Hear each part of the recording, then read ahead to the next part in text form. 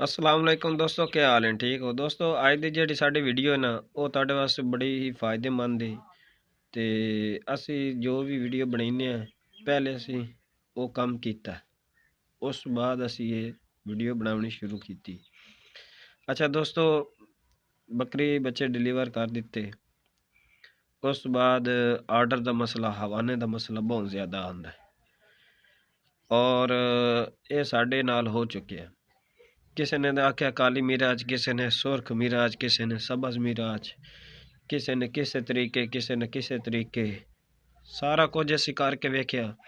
असी की किया, असी 1 चमची हल्दी दी, 2 चमची सुर्ख मिराज दी, चमची खाना 2 काली मिराज दी। इन्होंने असी आधा किलो पानी लिया, वो बॉयल किया, बॉयल करके वो असी बकरी ने पिलाई।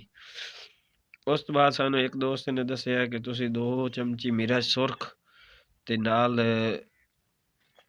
50 ਗ੍ਰਾਮ ਜਾਂ 100 ਗ੍ਰਾਮ ਸਰਸੋਂ ਦਾ ਤੇਲ ਉਹਦੇ ਚ ਮਿਕਸ ਕਰਕੇ ਤੁਸੀਂ ਉਹ ਦੇਵੋ। ਅਸੀਂ ਉਹ ਵੀ ਤਰੀਕਾਕਾਰ ਕੀਤਾ, ਲੇਕਿਨ ਥਣਾ ਚ ਫਰਕ ਨਹੀਂ ਪਵਿਆ। ਤੇ ਮਿਰਚ ਜਿਹੜੀ ਸੁਰਖ ਹੈ ਉਹ ਦੇਵਣੀ ਚਾਹੀਦੀ ਹੈ, ਉਹਦੇ ਨਾਲ ਥਣਾ ਦਾ ਮਸਲਾ ਹੱਲ ਹੋ ਸਕਦਾ। ਲੇਕਿਨ ਆਸਾਨ ਤਰੀਕੇ ਨਾਲ ਜਲਦੀ ਜਿਹੜਾ ਕੰਮ ਯਾਬ ਹੋਇਆ ਨੁਸਖਾ, ਉਹ ਅਸੀਂ ਤੁਹਾਡੇ ਨਾਲ ਸ਼ੇਅਰ ਕਰਨੇ ਆ ਕਿ ਜਲਦੀ ਔਰ ਆਸਾਨ ਤੁਸੀਂ ਕਿਸ ਤਰੀਕੇ ਨਾਲ ਕਰ ਸਕਦੇ ਹੋ। ਉਹਦੇ ਵਾਸਤੇ ਸਭ ਤੋਂ ਜ਼ਿਆਦਾ ਬਿਹਤਰੀਨ ਤਰੀਕਾ ਔਰ ਆਸਾਨ ਤਰੀਕਾ ਜਿਹੜਾ ਹੈ ਨਾ, ਤੁਸੀਂ ਸੁਰਖ ਮਿਰਚ ਦਾ ਵੀ ਇਸਤੇਮਾਲ ਕਰੋ। ਉਸ ਤੋਂ ਬਾਅਦ ਤੁਸੀਂ ਕੀ ਕਰੋ ਕਿ ਤੁਸੀਂ ਉਹਨਾਂ ਨੂੰ ਜਿਹੜਾ ਹੈ ਸਭ ਤੋਂ ਜ਼ਿਆਦਾ ਨਿੰਮ ਦੇ ਪੱਤੇ ਲੈਣੇ ਨੇ, तकरीबन कोई 15-20 पत्ते हो जाए, जितने ज़्यादा पत्ते हो जाए 15-20 पत्ते बड़े उस तरी भी कर सकते हो। 1 चमचे तुसी ਉਹਦੇ ਵਿੱਚ नमक ਦੀ ਪਾ ਲੈਣੀ ਹੈ ਪਾਣੀ ਵਿੱਚ, ਉਹਨੂੰ ਚੰਗੀ ਤਰ੍ਹਾਂ ਬਾਇਲ ਕਰਨਾ।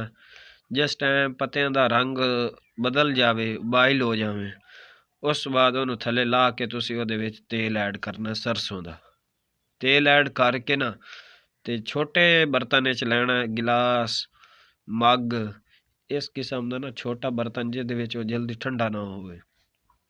ਇੱਕ ਛੋਟਾ ਕਪੜਾ ਲੈਣਾ, कपड़ा लै के तो तुसी उस ना गरम जिहड़ा पानी होना ना, वो कपड़े च मिक्स करके ना, विच कपड़ा मिक्स करके गरम कपड़ा हो जाए, वो तुसी थणा दे उत्ते, हवाने दे उत्ते फिरदे रहना, जिथे वो बकरी दा मवाद ब्लड वगैरह लगे हुंदा ना डिलीवरी टाइम, वो भी साफ कर देना है। ते उस तो बाद तुसी सब तो ज़्यादा इहदा वो टकोर टाइप वो थणा नूं जनाब जिहड़ा ना, ये किस टाइम करना है? हाँ, ये धुप दे टाइम करना है। सुबह तुसी बकरियां बाहर कढ़िया ना 9-1 वजे धुप आंदी है, 10 वजे, उस टाइम तुसी ये अमल करना है, ताकि अगर बकरी गिली हो जाए और खुश्क होने का भी चांस हो, ताकि उन्हें सर्दी भी ना लगे। और गर्मी होए तो फिर तुसी जिस टाइम मर्जी कर सकते हो, लेकिन सर्दी के अंदर तुसी इस चीज़ का ख्याल रखना कि धुप टाइम ये अमल करना है।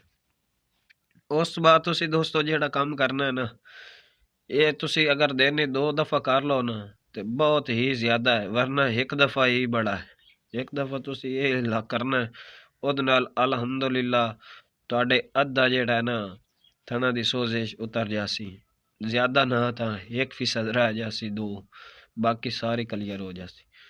ਉਸ ਬਾਅਦ ਅਸੀਂ ਕੀ ਕੀਤਾ, ਇਹ ਅਸੀਂ ਕਰਕੇ ਵੇਖਿਆ, ਇੱਕ ਥਣ ਤੇ ਥੋੜੀ ਸੋਜ਼ਿਸ਼ ਹੋ ਗਈ, ਇੱਕ ਤੇ ਜ਼ਿਆਦਾ ਹੈ। ਸ਼ਾਮ ਨੂੰ ਅਸੀਂ ਕੱਚਾ ਵੱਟਾ ਲੈਣਾ, ਇਹ ਪਹਿਲੇ ਲੋਕ ਕਰਦੇ ਹਨ, ਹੁਣ तो इंजैक्शन वगैरह आ गए दर्दां दे। अगर किसी बंदे नूं सट लगदी है या किसी बंदे नूं साडे कोल ये बजुर्ग करदे न, वो कच्चा वट्टा लैना, उहनूं गरम करना या रेत लै लैनी, रेत गरम करदे रहना, उस दी टकोर करना, बहुत ज़्यादा मुफीद है। और हमेशा देसी जिहड़ा कच्चा वट्टा इहदे विच वैसे भी कुदरती शिफा है, और कच्चे वट्टे दे विच भी शिफा है, कच्ची मिट्टी विच भी शिफा है।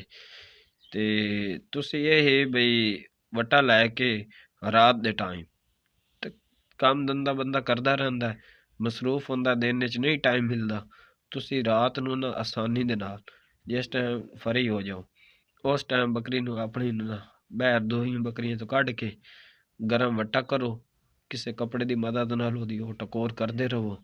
उस बाद ओह फिरदे रहो जिथे जिथे सोजिश है। उस बाद तुसीं अगर उस दी कोई होर परेशानी है ਯਾਨੀ ਕਿ ਪੱਠੇ ਨਹੀਂ ਖਾਂਦੀ ਜਾਂ ਕੋਈ ਹੋਰ ਮਸਲਾ ਹੈ, ਉਸ ਬਾਰੇ ਤੁਸੀਂ ਡਾਕਟਰ ਨਾਲ ਰਜੂ ਕਰ ਲਓ, ਤਾਂ ਕਿ ਉਸ ਨੂੰ ਜਿਹੜਾ ਵੀ ਕੋਈ ਇਨਫੈਕਸ਼ਨ ਹੋਇਆ ਹੈ, ਉਹ ਜਿਹੜਾ ਹੈ ਜਲਦੀ ਤੋਂ ਜਲਦੀ ਰਿਕਵਰ ਹੋ ਜਾਵੇ। ਬਾਕੀ ਦੋਸਤੋ, ਜਿਹੜੇ ਥਣਾ ਦਾ ਮਸਲਾ ਹੈ ਜਾਂ ਹਵਾਨੇ ਦਾ ਮਸਲਾ ਹੈ ਨਾ, ਇਹ ਜਿਤਨੇ ਤੱਕ ਤੁਸੀਂ ਟਕੋਰ ਨਹੀਂ ਕਰਨੀ, ਤੁਸੀਂ ਇੰਜੈਕਸ਼ਨ ਲਾਓ, ਦਵਾਈਆਂ ਲਾਓ, ਥਣ ਸਾਰ ਖਰਾਬ ਹੋ ਸਨ, ਥਣਾਂ ਦੇ ਵਿੱਚ ਜ਼ਖਮ ਹੋ ਸਨ, ਥਣਾਂ ਦੇ ਵਿੱਚੋਂ ਪੀ ਖੂਨ ਵਗੈਰਾ ਆਉਣਾ ਸ਼ੁਰੂ ਹੋ ਜਾਸੀ, ਥਣ ਦਾ ਗਲ ਕਢਾਉਣਾ ਸ਼ੁਰੂ ਹੋ ਜਾਸੀ। ਲਿਹਾਜ਼ਾ ਇਹ ਤੁਸੀਂ ਜਿਤਨਾ ਇੱਕ ਦਿਨ ਦਾ ਇੰਤਜ਼ਾਰ ਕਰੋ ਅਗਰ ਹੋ ਸਕਦਾ, ਨਹੀਂ ਤਾਂ ਫੌਰੀ ਇਹ ਕੰਮ ਕਰੋ, ਤਾਂ ਕਿ ਉਹ ਜਿਹੜੀ ਹੈ ਸੋਜਿਸ ਵਗੈਰਾ, ਬੱਚਿਆਂ ਨੂੰ ਦੁੱਧ ਪਿਲਾਉਣ ਲਈ ਮੁਸ਼ਕਿਲ, ਬੱਚਿਆਂ ਨੂੰ ਦੁੱਧ ਪੀਵਣ ਲਈ ਮੁਸ਼ਕਿਲ, ਬੱਕਰੀ ਨੂੰ ਸ਼ਿੱਦਤ ਦਾ ਦਰਦ ਹੁੰਦਾ ਹੈ, ਬੱਕਰੀ ਦਰਦ ਦੇ ਨਾਲ ਵਿਚਾਰੀ ਜਿਹੜੀ ਹੈ ਉਹ ਵੀ ਬਹੁਤ ਪਰੇਸ਼ਾਨ ਜਿਹੀ ਹੋ ਜਾਂਦੀ, ਬੱਚਿਆਂ ਨੂੰ ਨਾ ਦੁੱਧ ਪਿਲਾਉਣਾ ਸਹੀ, ਨਾ ਉਹ ਕਿਸੇ ਨੂੰ ਹੱਥ ਲਾਉਣ ਦਿੰਦੀ। ਤੇ ਇਹ ਸਾਰੇ ਮਸਲੇ ਮਸਾਇਲ ਆ ਰਹੇ ਨੇ, ਔਰ ਇਹ ਆਂਦੇ ਰਹਿੰਦੇ ਨੇ, ਇਹਨਾਂ ਤੋਂ ਪਰੇਸ਼ਾਨ ਨਹੀਂ ਹੋਣ, ਕਿਉਂਕਿ ਜਿਤਨਾ ਵੀ ਕੋਈ ਮਸਲਾ ਆ ਸੀ ਨਾ, ਉਹਨੂੰ ਡਟ ਕੇ ਮੁਕਾਬਲਾ ਕਰੋ, ਉਸ 'ਤੇ ਮਿਹਨਤ ਕਰੋ, ਉਹਨੂੰ ਸਿੱਖੋ, ਉਸ ਨੂੰ ਕਾਮਯਾਬ ਹੋ ਕੇ ਅੱਗੇ ਤੁਸੀਂ बढ़ना। ਇਹ ਨਹੀਂ ਕਿ ਇੱਕ ਮਸਲੇ ਤੋਂ ਤੁਸੀਂ ਰੁਕ ਜਾਣਾ, ਇੱਕ ਮਸਲੇ ਤੋਂ ਤੁਸੀਂ ਖਲੋ ਜਾਣਾ, ਪਰੇਸ਼ਾਨ ਹੋਣਾ, ਇਹ ਹੀ ਨਹੀਂ ਕਰਨਾ।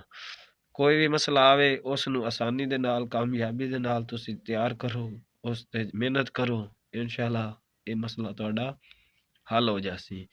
ਔਰ ਅਸੀਂ ਇਹ ਕਰਕੇ ਵੇਖਿਆ ਹੈ ਔਰ ਦੋਸਤਾਂ ਨਾਲ ਸ਼ੇਅਰ ਕੀਤਾ ਹੈ।